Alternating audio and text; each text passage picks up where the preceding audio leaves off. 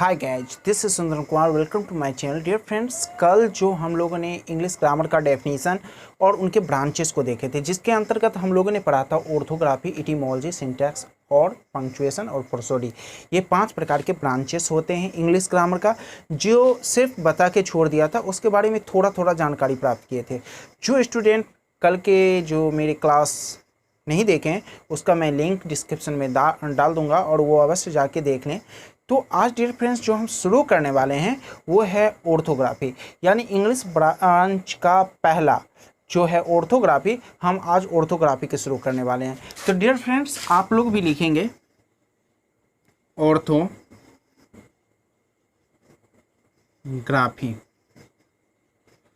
Dear friends orthography का मतलब क्या होता है? वर्ण विचार।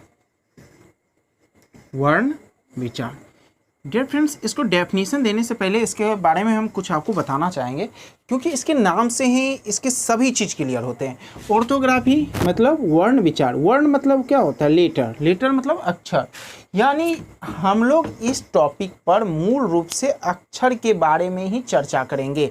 यानी पूरा चैप्टर में हम लोग बेसिक अक्षर की ध्वनि से हम लोग चर्चा करने वाले हैं। इसलिए इस कक्षा को पूरा बस देखिएगा, बीच में छोड़ दीजिएगा तो कोई फायदा नहीं है। ऐसा कहा गया है कि आधा अधूरा काम नहीं करना चाहिए। अगर आधा अधूरा काम करिएगा ना तो आप भी आधा अधूरा ही रह जाइएगा।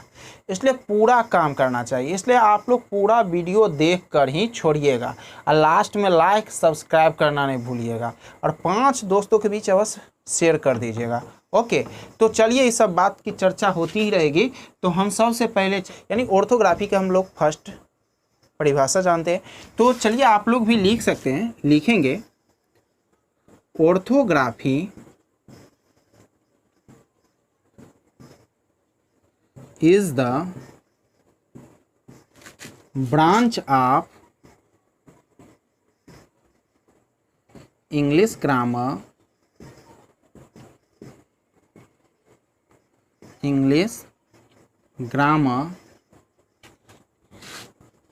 in which we study about sound, letter, types of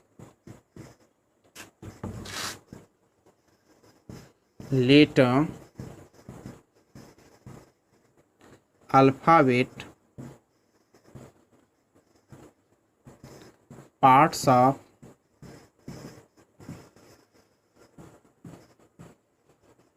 alphabet, etc. Dear friends orthography का परिभाषा होता है, orthography is the branch of English grammar in which we study about sound, letter, types of letter, alphabet, parts of alphabet, etc.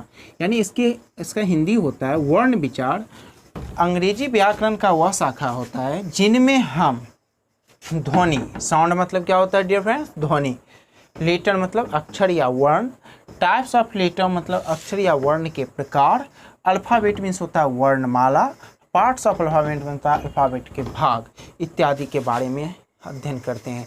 यानी इसको इस तरह हम define कर सकते हैं, वर्ण विचार अंग्रेजी व्याकरण का वह शाखा होता है जिनमें हम ध्वनि, अक्षर या वर्ण, अक्षर के प्रकार, वर्णमाला, वर्णमाला के भाग इत्यादि के बारे में क्या करते हैं? अध्ययन करते हैं।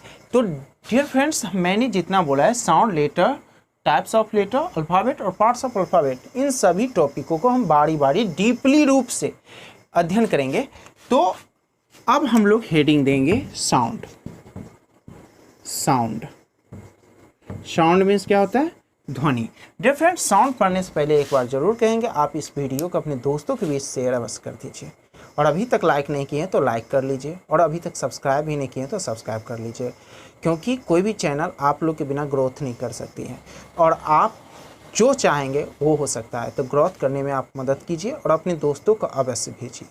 चलिए, तो हम लोग सबसे पहले साउंड का परिभाषा जानते हैं। देखिए डियर फ्रेंड्स, साउंड मतलब क्या होता है? ध्वनि। तो हम लोग ध्वनि का परिभाषा जानते हैं। देखिए साउंड, इसको हम डिफाइन इस तरह कर सकते हैं, a production of noise caused by the exhalation of the wind through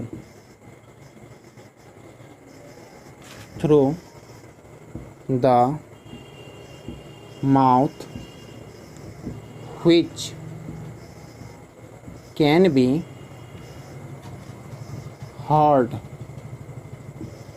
and written into letter is called sound। Dear friends, देखिए हम साउंड का डेफिनेशन लिखे हैं, a production of noise caused by the exhalation of the wind through the mouth, which can be heard and written into letter is called sound। That means होता है मुंह से निकली हुई वह आवाज़ भरी हवा जिसको हम सुन सकते हैं और अक्षरों के रूप में लिख सकते हैं, तो उसे हम ध्वनि कहते हैं। देखिए सभी को ध्वनि नहीं कर सकते, जिसको हम सुन सकते हैं और अक्षरों के रूप में लिख सकते हैं उसी को हम क्या कहते हैं डियर फ्रेंड्स? ध्वनि कहते हैं। जैसे अगर चिड़िया की चहचहाहट है, वो एक शोरगुल है, ठीक है, फिजिक्स उसे भी ध्वनि मानती है, बट लैंग्वेज उसे ध्वनि नहीं मानती है। लैंग्वेज हम उसे कहते हैं जो हम समझ सकें, उसको हम क्या बोलते हैं? लैंग्वेज बोलते हैं। Have you got it? अब हम लोग ये समझते हैं कि साउंड को लैंग्वेज में कैसे इंडिकेट करते हैं, कैसे डिनोट करते हैं, कैसे सूचित करते हैं। तो एक बात ध्यान रखिएगा, साउंड को हम फोनेमिक ट्रांसक्रिप्शन से सूचित करते हैं।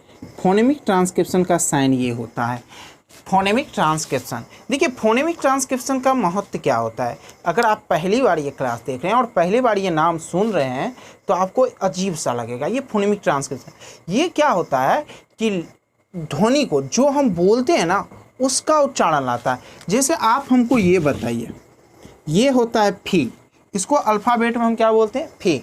लेकिन यही फी को अगर फोनेमिक ट्रांसक्रिप्शन में दे दें तो अब इसका प्रोनाउंसिएशन होता है प। क्या होता है? प। यानी अब इसको हम फी नहीं पढ़ते हैं, इसका उच्चारण अब पॉप हो जाता है।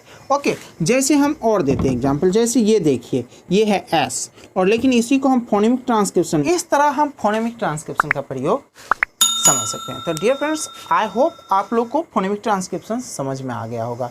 तो आज का पहला टॉपिक हम लोग साउंड पढ़े और साउंड को आप उम्मीद करता हूँ अच्छे ढंग से समझ गए हैं, और नहीं अगर कोई कन्फ्यूजन है तो आप कमेंट में लिखिएगा।